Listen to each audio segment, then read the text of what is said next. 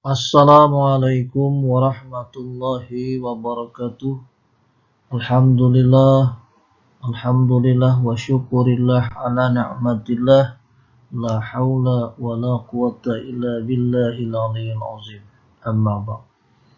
Siswa sekalian yang berbahagia, alhamdulillah, puji syukur kita panjatkan kehadirat Allah Subhanahu wa taala yang mana dalam kesempatan yang berbahagia ini kita kembali bertemu dalam pembelajaran online mata pelajaran fikih kelas 7 semester ganjil tahun 2020. Bagaimana keadaan kalian siswa? Baik? Alhamdulillah kalau semuanya baik. Jangan lupa kalian selalu mengisi daftar hadir karena kehadiran kalian itu sangat menentukan kalian untuk mendapatkan nilai dari mata pelajaran fikih. Baik, kita buka dulu pembelajaran ini dengan membaca basmalah. Bismillahirrahmanirrahim. Siswa sekalian yang berbahagia, pada pertemuan yang telah lalu kita berbicara tentang pengertian salat, kemudian berbicara tentang syarat dan rukun salat, dan juga hal-hal yang membatalkan salat. Nah, pada pertemuan kali ini kita akan berbicara tentang pembagian salat. Nah, salat secara garis besar dapat dibagi menjadi dua, yaitu salat fardu dan salat sunnah. Salat fardu adalah salat yang diwajibkan oleh Allah Subhanahu wa taala, sedangkan salat sunnah adalah salat yang disunnahkan oleh Allah atau hanya dianjurkan untuk mengerjakannya, karena salat sunnah itu bila kita mengerjakan mendapatkan nilai pahala, dan bila kita meninggalkannya tidak mendapatkan dosa. Beda dengan salat fardu atau salat wajib, bila kita mengerjakan mendapatkan pahala, dan bila kita meninggalkannya kita akan mendapatkan ganjaran dosa. Untuk lebih jelasnya, salat itu adalah sebagai berikut. Pembagian salat itu adalah sebagai berikut. Yang pertama adalah salat fardu, yaitu salat yang diwajibkan. Nah, salat fardu yang diwajibkan ini dibagi ke dalam dua bagian. Yang pertama adalah salat 5 waktu atau salat fardu 5 waktu. Nah, yang pertama adalah salat subuh. Nah, kita ketahui salat subuh adalah salat yang diwajibkan oleh Allah, yang mana rakaatnya adalah berjumlah 2 rakaat. Kemudian yang kedua adalah salat zuhur. Salat zuhur jumlah rakaatnya adalah 4 rakaat. Kemudian yang ketiga salat asar, jumlah rakaatnya adalah 4 rakaat.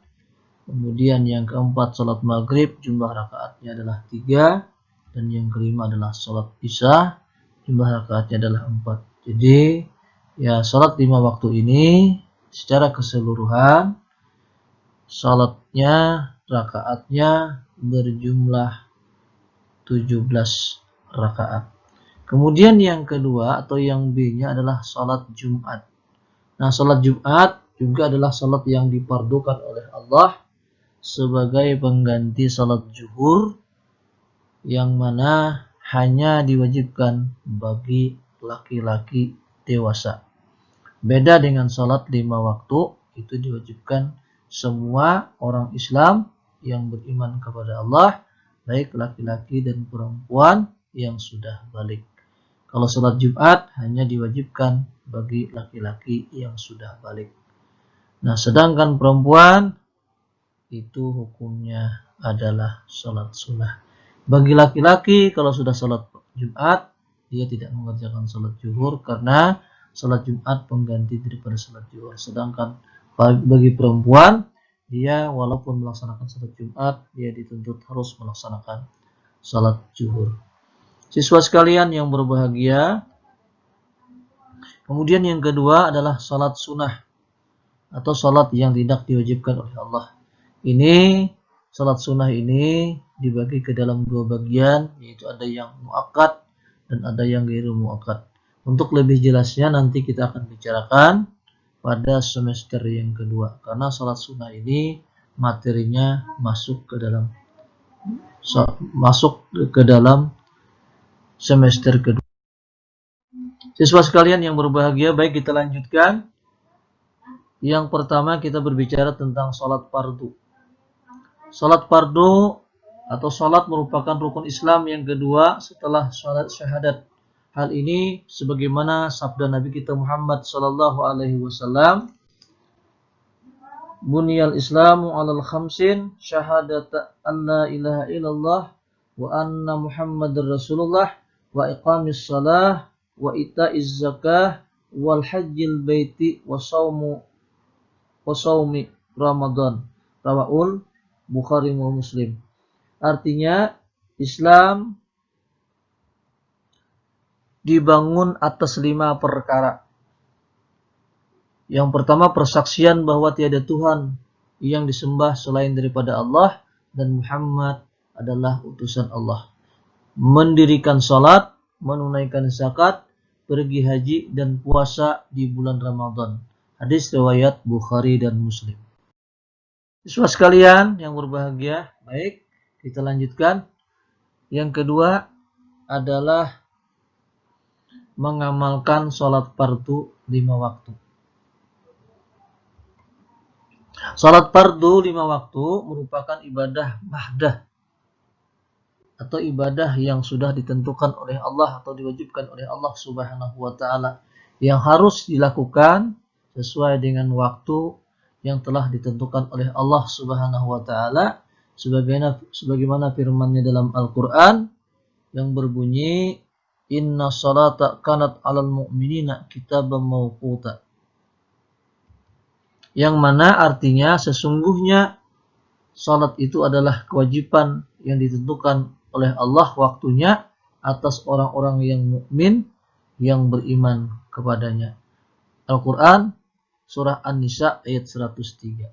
Siswa sekalian yang berbahagia, baik, adapun ketentuan waktu salat 5 waktu itu adalah yang pertama waktu salat subuh. Nah, waktu salat subuh adalah diawali munculnya terbit fajar shadiq, yakni cahaya putih yang melintang di ufuk timur, dan waktu subuh berakhir ketika terbit matahari. Sebagaimana sabda Nabi kita Muhammad sallallahu alaihi wasallam, "Waktu salatis subhi min tulu'il fajri malam tatli'us syamsu." Artinya, waktu salat subuh adalah mulai terbit fajar selama belum terbit matahari. Hadis riwayat Muslim. Siswa sekalian yang berbahagia, kemudian diperkirakan waktu salat subuh itu mulai dari jam 4.00 subuh sampai dengan jam 6.00 pagi. Baik, yang kedua, waktu salat zuhur.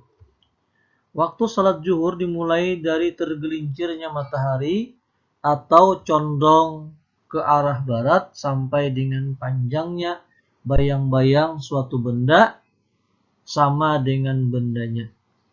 Nah, diperkirakan ya sekitar jam 11.00, jam 11.30 sampai jam 14.00, sebagaimana dijelaskan oleh Nabi kita Muhammad sallallahu alaihi wasallam dalam sebuah hadisnya, waqtu zuhri iza zalatil syamsi malam yahduril asru. Artinya, waktu zuhur adalah apabila tergelincir matahari ke sebelah barat selama belum datang waktu salat asar. Hadis riwayat Muslim. Baik, yang ketiga, waktu salat asar. Waktu salat asar diawali dengan jika panjang bayang-bayang benda itu sendiri sama melebihi daripada panjangnya atau bayang-bayangnya. Itu panjang suatu benda itu sendiri lebih pendek atau bayang-bayangnya lebih panjang daripada bendanya. Nah, dan berakhir sampai terbenam matahari. Nah, jadi waktu sholat asar ini ya diperkirakan kurang lebih sekitar jam 14.30 sampai jam 17.30 atau sebelum sholat maghrib. Sebagaimana dijelaskan oleh Rasulullah SAW dalam sebuah hadisnya, waktul asri malam taghrubis syamsu, yang artinya waktu sholat asar adalah selama belum matahari terbenam. Hadis riwayat Muslim. Siswa sekalian yang berbahagia, baik yang keempat, waktu sholat maghrib. Waktu sholat maghrib dimulai dari terbenamnya matahari sampai hilangnya awan merah. Diperkirakan sekitar jam 17.30 sampai jam 18.30. Sebagaimana dijelaskan oleh Nabi kita Muhammad SAW, waktul maghribi malam yaghibis syamsu malam yaghibis syafaq, yang artinya waktu salat maghrib selama belum hilangnya awan merah. Hadis riwayat Muslim. Baik, kita lanjutkan yang kelima. Yang kelima, waktu salat isya. Waktu salat isya dimulai dari hilangnya awan merah sampai dengan menjelang terbit fajar. Diperkirakan sekitar jam 18.30 malam sampai jam 3.45 subuh diperkirakan. Sebagaimana dijelaskan oleh Nabi kita Muhammad sallallahu alaihi wasallam dalam sebuah hadisnya, fa'aqamal isya'a hina ghabasyafaq, yang artinya maka beliau Rasulullah sallallahu alaihi wasallam mendirikan salat isya ketika telah hilang awan merah. Hadis riwayat Muslim dari Sulaiman bin Buraidah. Siswa sekalian yang berbahagia, itulah ya waktu-waktu daripada salat 5 waktu atau salat yang difardukan oleh Allah Subhanahu wa taala yang kita kerjakan dalam sehari semalam. Nah, mudah-mudahan ya kita semua sebagai orang Islam yang beriman kepadanya bisa melaksanakan salat yang 5 waktu ini. Karena apa? Karena salat merupakan ibadah yang pertama dihitung atau dihisab pahalanya oleh Allah Subhanahu wa taala. Sebagaimana dijelaskan dalam sebuah hadisnya, awwalu ma yusabbahu 'alaihil 'abdu yaumal qiyamah as-shalah. Amal ibadah yang pertama dihitung oleh Allah adalah salat. Nah, jadi kerjakanlah salat dengan baik, karena dikatakan oleh Nabi kita Muhammad SAW dalam hadisnya yang artinya kurang lebih demikian, apabila salat seseorang itu baik, maka seluruh amal ibadah yang lainnya ikut baik.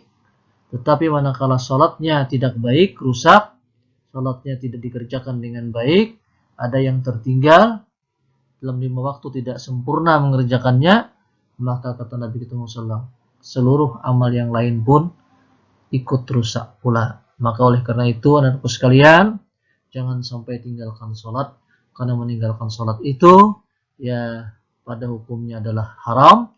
Bahkan dikatakan dalam hadis Nabi itu, pembeda antara orang kafir dengan orang Islam adalah salat.